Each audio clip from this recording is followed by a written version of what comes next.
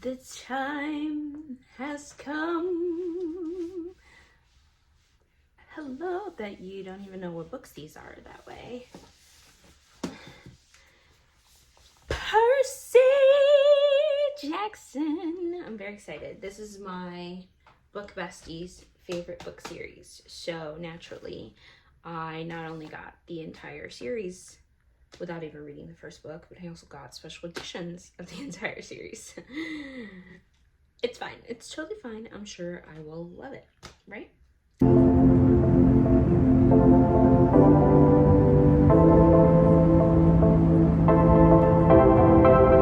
Obviously, we're going to start with the first book, which is Percy Jackson and the Olympians, The Lightning Thief. Woo-hoo-hoo-hoo. This was in my TBR, so we're doing good already. First day of the month, first book of the month. For the pick a book with a yellow cover prompt, and this was literally the only book that I own that has a yellow cover. That works out perfectly for me because I want to read this anyway. It's literally, if the stars don't align, if it doesn't stop time, if you can't see the signs, wait for it. Why am I like this? Percy Jackson and the Olympians. I don't actually really know what this is about. I know a couple of facts. Percy Jackson is a demigod, I think. And I think that means he's half god and half human, and he goes to a place called the Half-Blood Camp. So, let's just read it and find out.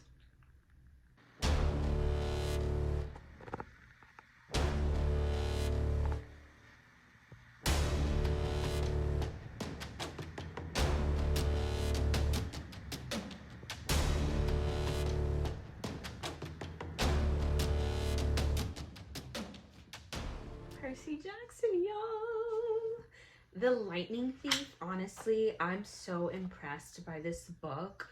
I know it's a middle grade, but it's so complex and also simple in the same token.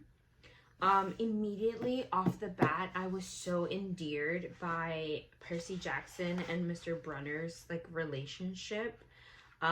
Just the way that Percy Jackson has his learning disabilities, and Mr. Brunner just seems to, like, the way he says it, he's like, he just expects so much from me. It's just beautiful. Maybe it's because I'm someone who works in special education. I have that experience with kids, but like, they really do understand and feel when you know and expect them to be capable. I finished The Lightning Thief. I don't think I even really ever said what this book is about. I just told you what I knew about it. So essentially in this book, Percy Jackson is like a troubled little kid who's on the verge of being kicked out of his school once again. And then all of a sudden, like, some Greek characters, Greek gods and such that he's been studying in school, they're all of a sudden like emerging into his real life, and he finds himself on this quest to return a stolen lightning bolt, the Lightning Thief. And through it all, he's being pursued by many of these like Greek monsters, myths, and stories that he studied while he was in school. Honestly, it's such a gamble when you spend all your coins on these special edition books.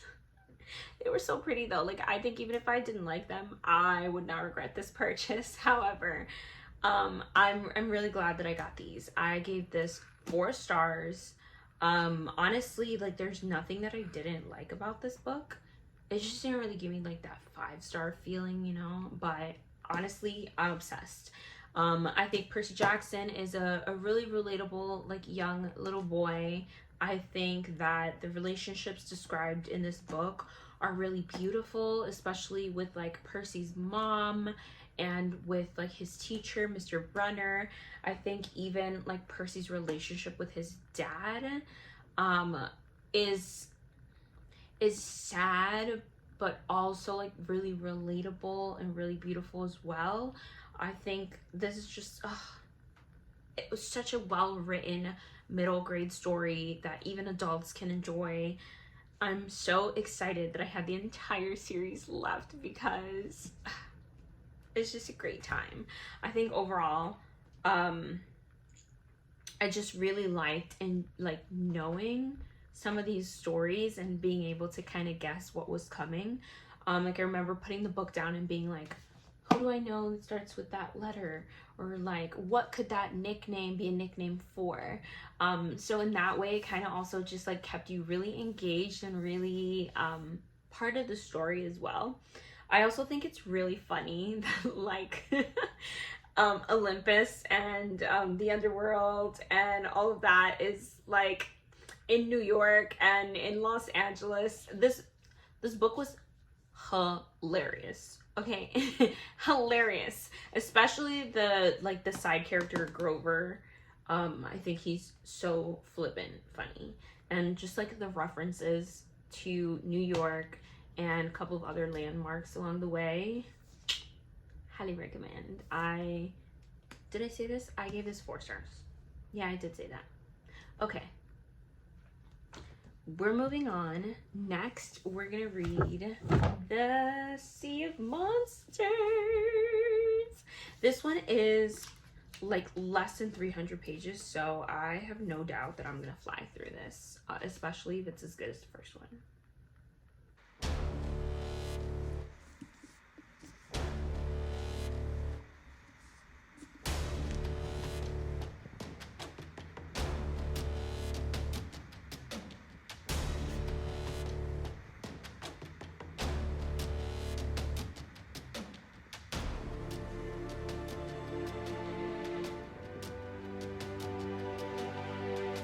Book 2 down.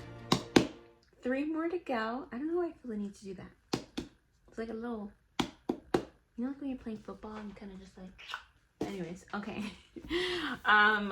What can I say?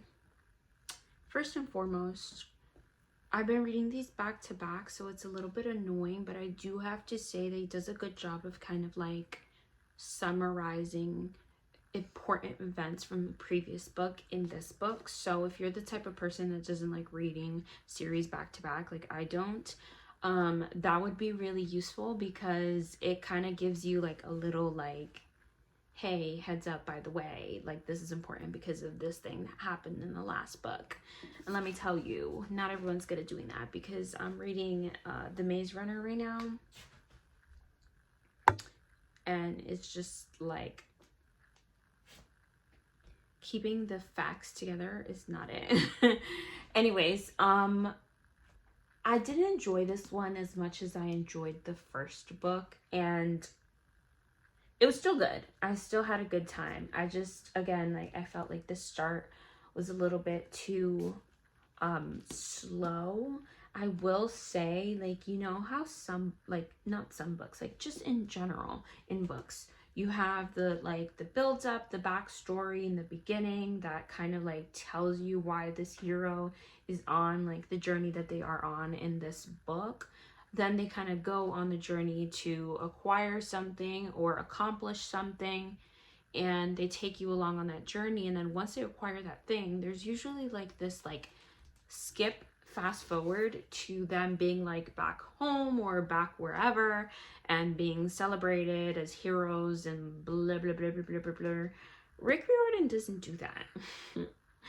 That skip part does not exist, right? Like we accomplished the mission, and then it's like basically a whole nother mission to get back with the thing that we did this whole book for. And so that I think is part of the reason why I had kind of like checked out at that point, because it was like, all right, we accomplished the quest, yay, we're moving on. Just kidding, there's like another thing in the way.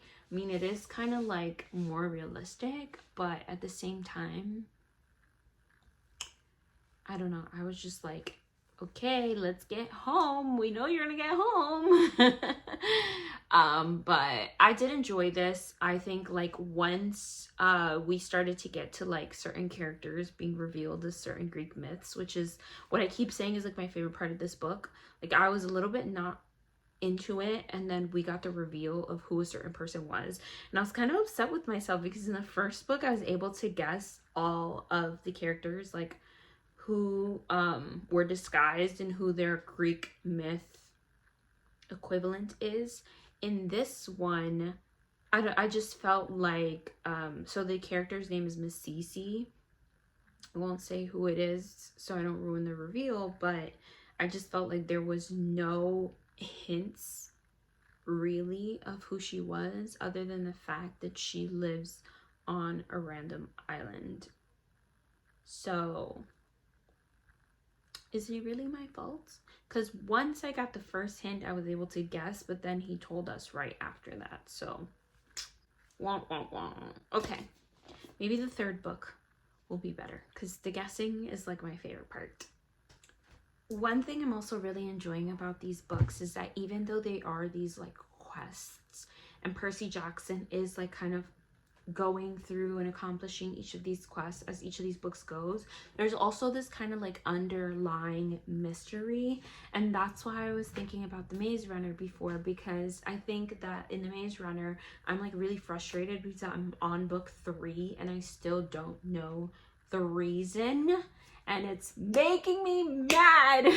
Like, why are we going through all of this? Especially, you know, because it's like a trilogy, so we're on the last book and you're gonna wait for me to get to the last book to find out what's actually going on here. Like, that's ridiculous. But Percy Jackson, you have kind of like in the first book, like something is amiss, and you kind of eliminate a possibility in the first book.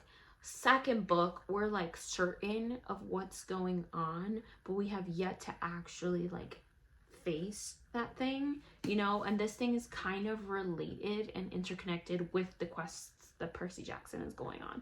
So I'm excited to start the Titan's Curse of book 3. This one just says that it's about Percy Jackson facing his most dangerous challenge yet, the prophecy of the Titan's Curse. And he's just kind of like on a race to rescue and find his friends. And I can tell based on the title alone, without even have read the description and what's been going on previously, kind of exactly what we're gonna face in this book. So I'm excited.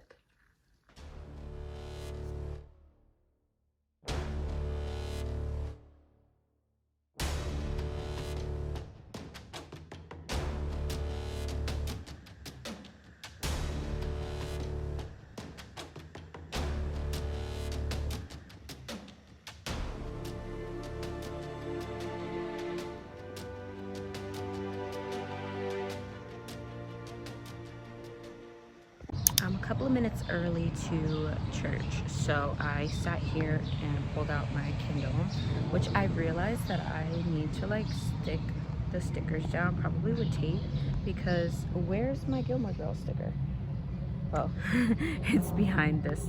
Anyways, I've been reading Percy Jackson book 5, The Last Olympian, and I know that the last time we spoke, I think I was on book 2 and now I'm on book 5.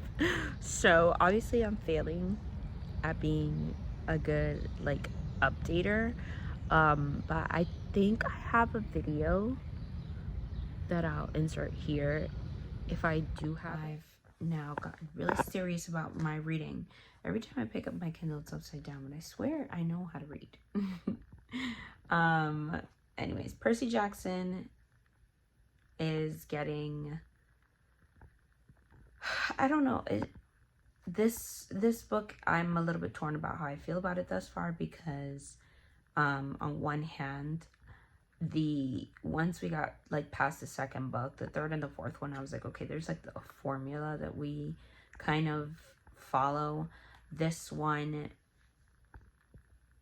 we haven't quite like followed that formula. It's definitely like we start the story out in the real world in school with Percy trying to be a real person, and then something happens and someone comes to get him for help. He goes back to camp, and then he is sent out on some quest and has to leave the camp. And then basically completes the quest, comes back to camp, but there's still this bigger like evil lurking. Like that's definitely like what every single book, like the setup of every single book is. So I think right now we're at the part where like he was outside of camp, except this time he wasn't in school, so that's a little different. He came back to camp, did some really mundane things, which didn't really make sense, because if there's this like large like looming thing going on, why would you take the time to be like cleaning at camp and stuff? Like it just doesn't make any sense. Like doing inspections and stuff like that, like what's the point of an inspection anyways? But he does do like a mini quest before coming back to the camp, so that like we kind of deviated from the formula. And he comes back to camp, he's doing some like mundane things, and I think now he's about to go out on the quest. So like I'm not sure how I feel yet. We'll see. I will say I'm liking the love situation that's going on, because it's keeping me on my toes, and that's all I will say. I just feel that, first of all, I came into this vlog thinking that I was gonna do like non-spoiler, and I'm realizing that I can't really like do that too much, because essentially when you start in the beginning of Percy Jackson, there is one like major quest that he's going on in that book, in The Lightning Thief, which is to get the lightning bolt that was stolen from the god Zeus, because that's his like his thing, his symbol. However, there's like a larger issue, which I'm gonna spoil right now, is that the god, it's like an old god, his name is Kronos. He's essentially been like, throughout the series, he's been working on like reawakening himself and like taking on like a living form. And so like throughout the course of the books, he's like, you know, gathering up an army, like taking up the body of one of their friends who ends up being like a traitor and things like that. So it's hard to talk about any of the books, because yes, they each have their own like premise and their own quest, but at the end of the day, everything is all adding up to all of the Olympians and all of the demigods like basically gathering up to defeat Kronos, which is now what's happening in book 5, where we're getting to like basically book 5 is like they're about to fight the big boss. You know, like in a video game when like you beat all these little bosses and then you get to the big boss at the end. That's essentially what book 5 is. It's like Kronos is the big boss. So that being said, the other thing is that there's this random like, it's like a prophecy. So the oracle has like foretold this prophecy for like years and years and years, that one of the big 3 gods, so like Hades, Zeus, and I don't remember who the third one is, but one of their kids is gonna turn 16 and make a decision that will either be the downfall of Olympus or be like a really good thing. And so everyone is like, basically the big 3 agreed not to have kids because, oh, the third one is Poseidon. But they had agreed basically to not have kids so that the prophecy wouldn't come to light, but like the prophecy didn't come to light anyway. So Zeus and Poseidon both break their like agreement to not have children. And in the plot twist, Hades is the only one who didn't break his promise, except that he has like a kid who he like froze in time a long time ago, and he brings his kid back to life. So he doesn't technically break the rule, but he still has a kid in play who is not yet 16. And right now we're just like, everyone is just assuming that Percy Jackson is going to be the one that ultimately ends up being the person, like the kid from the prophecy. And like at first there's like some questioning about whether he is or not, but I think like at the point that we are right now, everyone just kind of assumes that it's him, but I have a sneaky suspicion that it's not him. So we'll see. All right, I'm cozy, the lamp is on, it's late, I have my Kindle. We're gonna get this book and this series finished before sunrise. And yes, it is very late. Finally, it happened. I finished The Last Olympian and thus the entire Percy Jackson series. I will admit, the last clip that you just saw was 2 days ago. I fell asleep because yeah, and then I definitely like read for an extended period of time yesterday. It's just that like I've noticed that when I'm not really feeling a book, it takes me so long to finish it. Like any book that's less than 400 pages, I will read in about 2 days if I'm actually enjoying it. Like, and I mean like 3 stars and above, enjoying it, I will finish it in about 2 days. Like every time. When I'm not enjoying it, it just like, it really drags for me. And I think it's because it just kind of becomes like a chore. But I wanted to finish this so bad because I wanted to know who the prophecy was about. I wanted to know what like the outcome was going to be, because I know there's other Percy Jackson series, so I figured that this was going to end like not in a like a concrete way. And then, you know, there was this like love triangle situation, which I feel like we all knew what the outcome was going to be, but we just had to see it through, you know what I mean? So that being said, this really dragged for me. I had a really hard time, and I think that the reason is because this, like, why did I like this book so much less than all the other books?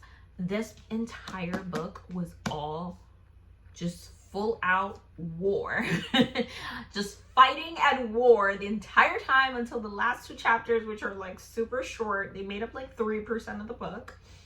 And I just will be honest, I can't follow fighting scenes. They don't make sense. I can't picture it. I mean, I usually don't picture books in my head, but I just like really can't when there's like too many motions. That's why I have a hard time with just like fighting books, and also books with like spicy scenes. I mean, I don't enjoy the spice anyways, but when they start talking about like bodies moving and stuff, I'm like, what is going on here? So yeah, anyways, that's I think the reason I didn't really enjoy this. But the series as a whole, I really loved. It was so cute, it was so unique, and I think it's like as a whole series, I would give it 4 stars. It's really creative. The only thing, the last few chapters of this, I was picturing it with the characters in the TV show, because I was watching the first 3 episodes last night. The people in the show, they don't match, like not even close to the people that I was picturing, I guess. And I didn't realize that I was picturing people, but it bothered me. Anyways, I guess I'm gonna go finish the rest of the series. I hope y'all enjoyed this. If you did, hit that like button. In the comments, leave some kind of sword, shield, a helmet, any type of fighting emojis you can find, or even a trident for Poseidon. And if you want to join the family, hit that subscribe button. I will see you all when I see you next. Bye!